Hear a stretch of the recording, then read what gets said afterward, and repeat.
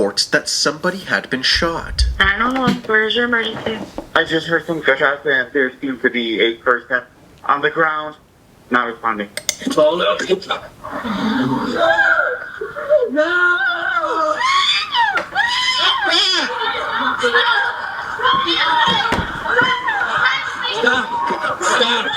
You need to move right now. That's my sister. That's my sister. Please let me go. The officers began CPR, fighting to save the victim's life, but it quickly became clear that they were too late. Sister? It wasn't long before EMS arrived and confirmed what the officers had feared. The victim, 15-year-old Lakaija Williams, had succumbed to her injuries. What was TOD? Like 348? That is a female Lakaija. The police quickly secured the crime scene and immediately began their investigation. Is there casings over there? Do you guys know anything about That's what my happened? sister. That's your sister? That's my blood sister. I don't know nothing. I just got here. But if the shots came from in here, we're gonna have to watch this. They were able to obtain surveillance footage from the area, and the moments leading up to the shooting were caught on camera. Right around the corner from the alleyway, 5 kids can be seen riding around on scooters at around 11:30 p.m. One of these kids was Lakaija. Her brother, the one in the orange shirt, was leading the way as the group turned into the alley. When he reached the end of the alley, he looked to his right and saw a mysterious group walking towards him. He immediately pulled a U-turn, as if he was trying to avoid them. When the group reached the intersection, one of the members looked down the alleyway, drew a handgun from his waistband, and shot 4 times. What? Bullets struck Lakaija in the back of the head. He just upped it. He just upped. Said, oh nah, up it. Groups seemed caught off guard and scattered in different directions. Since the shooter had his face covered, the police were unable to get a positive ID. So, when Detective Brandon Romero was put on the case, his main objective was to hunt down the witnesses who were at the scene, and hopefully they could identify the shooter. In the meantime, the dispatcher shared a general description of the shooter to all units. Suspect information is a black male with a hoodie, black and white sweatpants, and dreads. That's all we have at this point. Word quickly spread throughout the community of Lakaija's death, and her friends and family began showing up at the scene, looking for answers as to who did this. Hey, I got her.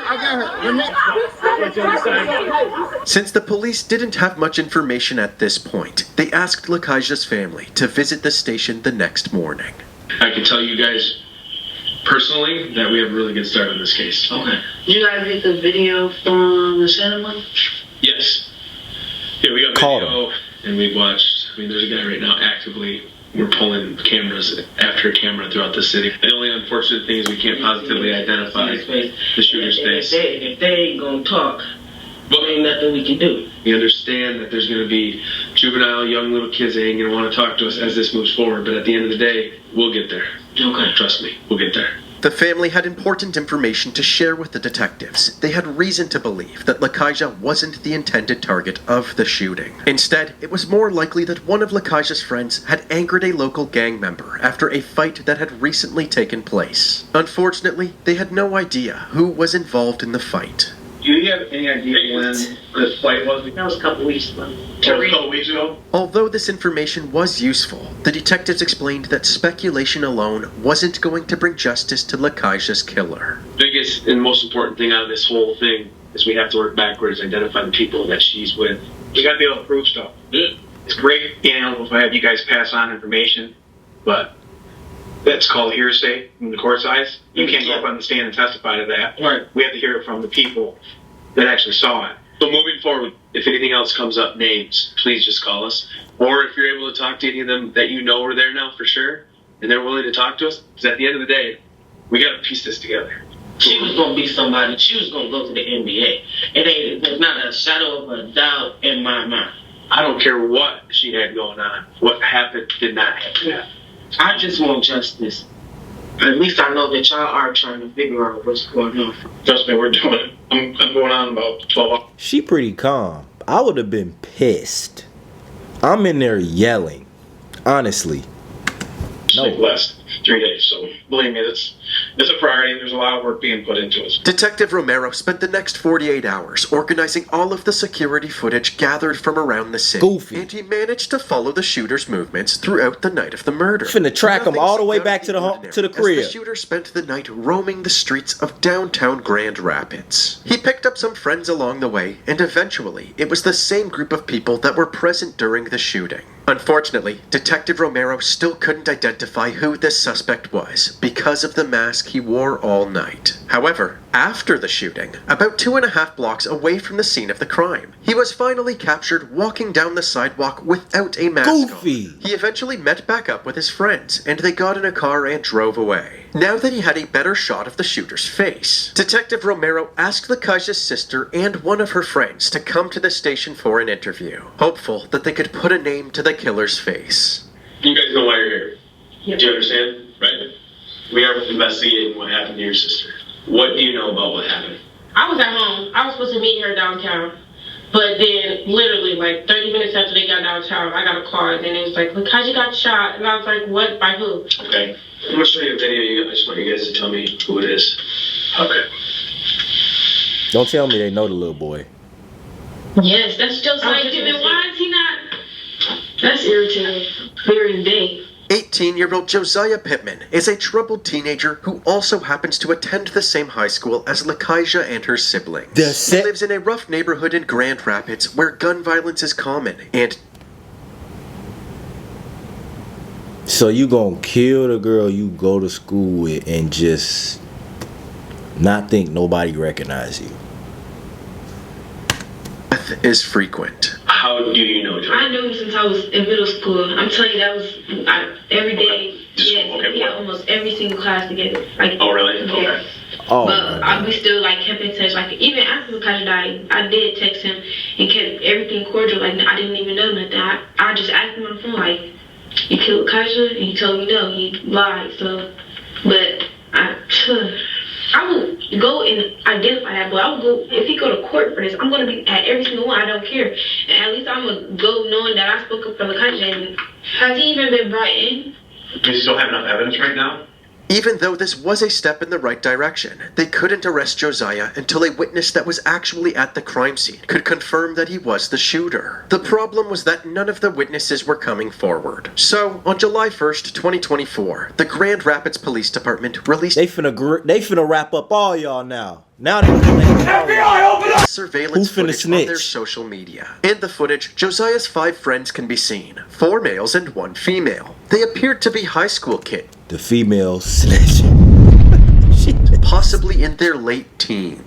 The same day they shared this clip, Police Chief Eric Windstrom held a press conference urging the community to help identify the people in the video. We lose a 15-year-old to gun violence in downtown Grand Rapids. That falls on the whole city. Where is Grand Rapids? You have video evidence which shows that these 5 individuals were absolutely within feet of the murderer, saw what happened, Michigan, saw who pulled the trigger, and they saw Lakaja get killed. And we need to hear from them. We need to talk to them. And we need the adults in Grand Rapids, the parents, the teachers, to help us to identify these individuals, stand up, help them. They touching the bars, fingerprints. Everybody seen CSI, CIA. Shortly after this press conference, CSI, the police department received a call from someone claiming to know one of the people in the surveillance footage. Thanks to the information the caller provided, Detective Romero was able to identify this girl. He was eager to interview her, so he went to the girl's house to speak with her mother. Damn. Hello. How are you? She got a park in the front. She's telling. Explain to her she's not a suspect. Okay? So it is very important when we talk to her, okay? Okay. Tell her, give me a call. Okay. Awesome. Thank you so much. I appreciate it. Take care. Although the girl's mother seemed cooperative, 20 days passed with no word from the witness, and the investigators were beginning to lose their patience. Detective Romero decided to contact the witness's mother again, this time by phone, and he explained that there could be serious implications if her daughter didn't tell the police what she knew. Oh. FBI, open up!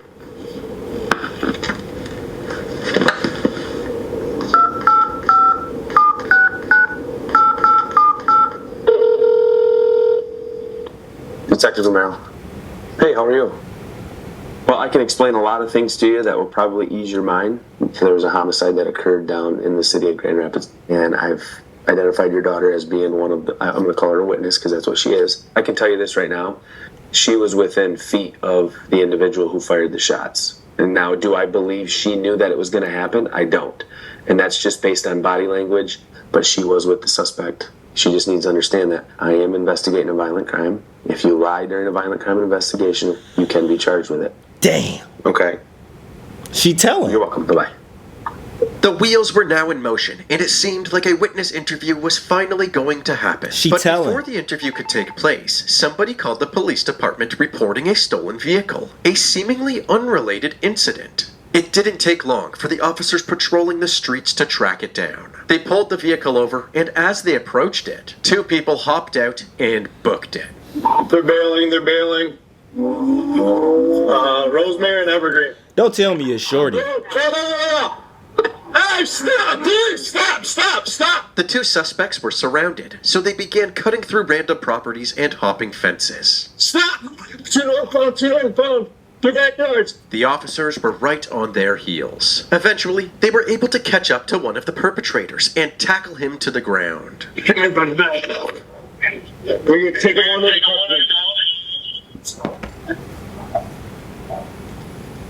What's your name, man? Josiah. What's your last name, Josiah? What is it? Pittman. So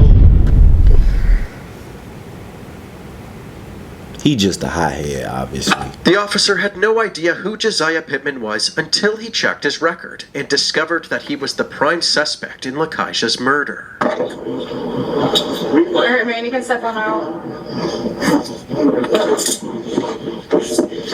Josiah was closely monitored, while Detective Romero was informed that his murder suspect was in custody for an unrelated charge. Although this seemed like good news, they still hadn't sat down with the witness to confirm that Josiah was the shooter, so they decided not to mention the murder investigation. They charged him for stealing the car and fleeing from the police, and Josiah was released on bond. Soon after this incident, the detective was finally able to sit down with the witness. She believed the shooter was in the car with her on the night of the murder, but she wasn't certain. Okay, this guy, the guy that had a balaclava, a white balaclava, was he sitting in the front passenger seat of the car?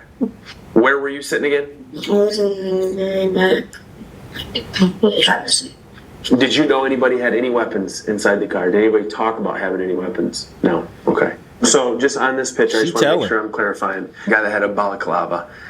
Don't know his name, but front seat passenger. And you're certain that the other individuals that were in the car, you don't know them by any type of names. Okay. No, I didn't expect him like this time. Right. So you in the car with a bunch of randoms. Okay. Nice. Way to lie.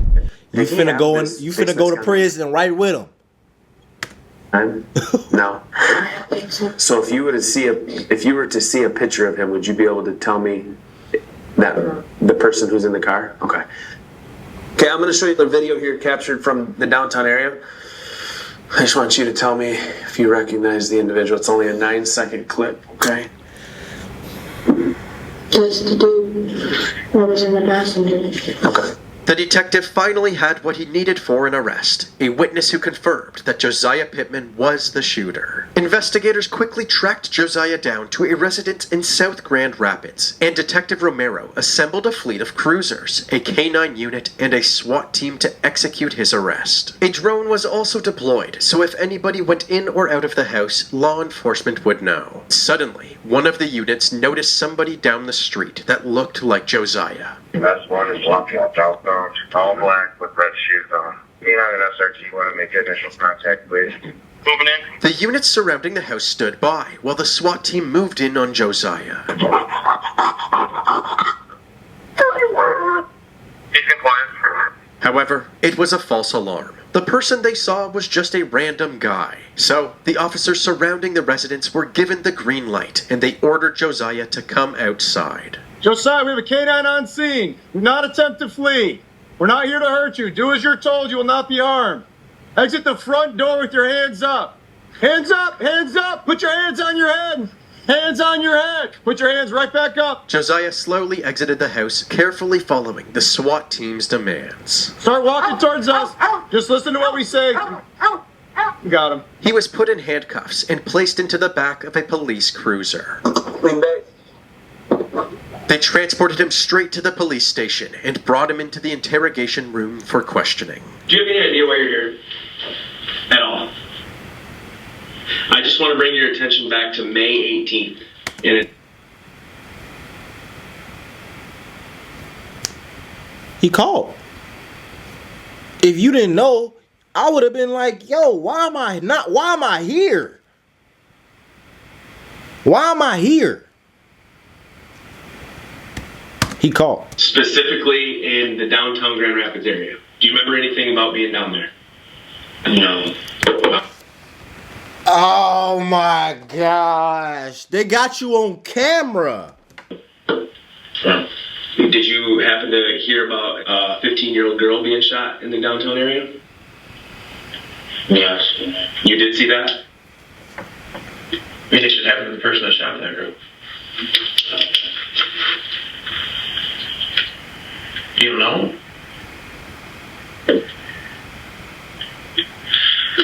This entire incident was captured on camera.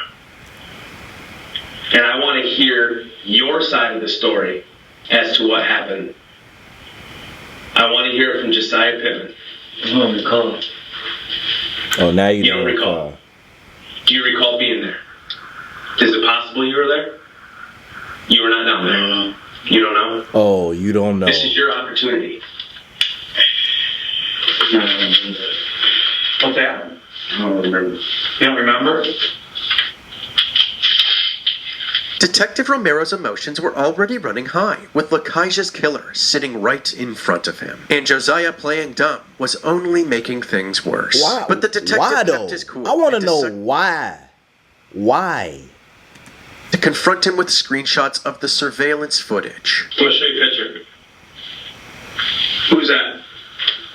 Oh, damn, that is me. So you're going to stick with a story that you know nothing about and you were not down there after I just showed you 6 pictures of you downtown Grand Rapids. That's your story. Hello? Yes or no? Thumbs up? Okay, yes. This is no longer juvenile stuff, buddy. Do you know how severe this is? And you're okay with it? Yeah. You're okay with eating a murder charge? Yeah, just go ahead and arrest him. All I can say is we have a 15-year-old girl now that's dead. I don't think she's the target. There's more to this story. This is why your opportunity right now to tell us the more of the story. I don't got no story to tell. Clearly, Josiah had no remorse for gunning down an innocent person. The detectives took his silence as their cue to end the interview. He was booked into the county jail, and the authorities held a press conference announcing his arrest. Over this past weekend, the Grand Rapids Police have arrested Josiah Tyree Pittman, and my office has filed charges against Mr. Pittman for that homicide that occurred back in May. A 15-year-old girl who was literally just riding her scooter in downtown Grand Rapids is gunned down, and the family was devastated. Absolutely heartbreaking, absolutely tragic, absolutely avoidable. We are not going to be the city that tolerates one of our children getting murdered and not following through. At Josiah's arraignment hearing, the judge read out his charges, but Josiah didn't seem concerned whatsoever. In fact, he seemed bored. The crime is called homicide, murder, second degree, which in the state of Michigan is a life offense or any term of years. It is alleged that you did carry or have in your possession a firearm to with a handgun at the time you committed or attempted to commit a felony. He pled not guilty to his charges and was denied bond. Although Josiah initially maintained his innocence, he later admitted to being the shooter and changed his plea to guilty. His sentencing took place on October 8th, 2025, 6 days after his 20th birthday. He had a smirk on his face as he sat down with his defense team. Lakaija's mom, Shakita Matheson, had the opportunity to speak to the court, and she urged the judge to hold her daughter's killer accountable. Lakaija's death did not only take my daughter, it shook my entire family. My other children are grieving deeply. and live in fear that the same thing might happen to them. I lost my son in 2011 Damn. to an unexplained death. And while the pain is unimaginable, the loss has been even harder to cope with my daughter. I hope the person responsible is held accountable for their actions. I share this not out of anger, but out of honesty, to make sure my daughter's life, my pain, our family's experience is truly heard and remembered. Thank you for allowing me to speak. In response, Josiah's attorneys did everything they could to vouch for their client, explaining that Lakaija's death was the result of Josiah's trauma-filled upbringing. Mr. Pittman is a person who was a child in our community, who was raised in this community, who was subjected to incredible difficulty as a young individual, as a young child. He saw his parents. How can you defend somebody who's on camera? How? He's on camera with people saying that that's him. How can you defend him?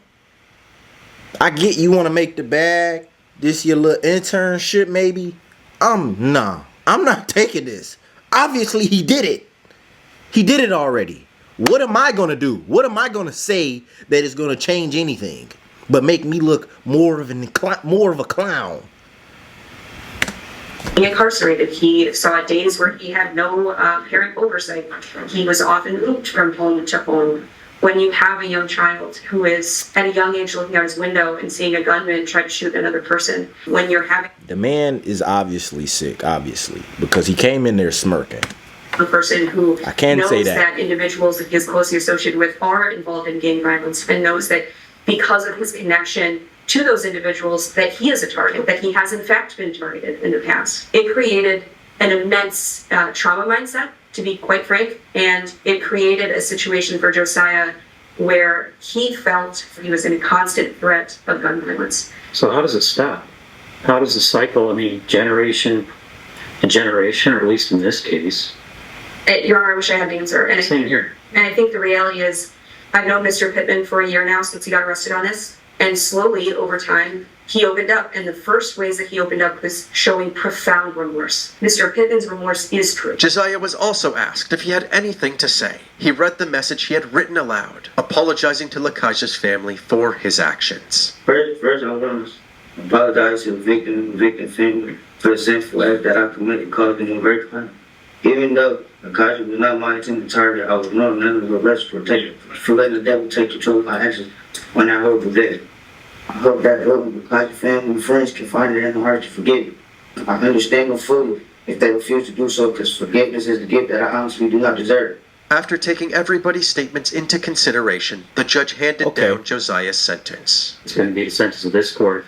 You should be committed to Michigan Department of Corrections to first serve the 2 years on the felony firearm. Consecutive to that charge, you'll serve a minimum of 300 months to a maximum of 600 months in the Michigan Department of Corrections for the second-degree murder. Josiah Tyree Pittman was sentenced to a minimum of 27 years and a maximum of 52 years in prison. For some reason, Josiah couldn't help but smile and laugh to himself for the rest of the hearing, a reaction that made his heartfelt apology feel much less sincere. He was taken to the Charles Eagler Reception and Guidance Center, where he currently resides. His earliest release date is in the year 2051, while his maximum discharge date is in the year 2076. Things will never be the same for Lakaija's family, but although her death has caused them indescribable pain, they continue to celebrate her life every day, reminding others of the special person she was. Lakaija Williams' photo printed on a shirt her sister, Lemia Foster, wears. My baby. Wasn't the intended target. This would be blowing the fuck out of me, bro. This will really be pissing me off when people kill innocent people, bro. I'm gonna cry, I'm sorry. Memories are all that's left of her little sister. My favorite memory with her is when I showed her my birth video and she just started gagging, like just gagging. But she came to the hospital with my baby. She would not hold my baby because she was like, it's too small, it's too small. It's like almost not believable. You don't really believe it until you actually see the person, and it still is just like, it feel like she gonna walk through the door anytime. Lamia Foster says her sister loved basketball, all things fashion, and a good joke. She was goofy. That's what you could describe her as. Very goofy. She laughed at everything. She was a happy person, the happiest person I know. She made even the darkest times good. They caught the man on camera and he says that's not him.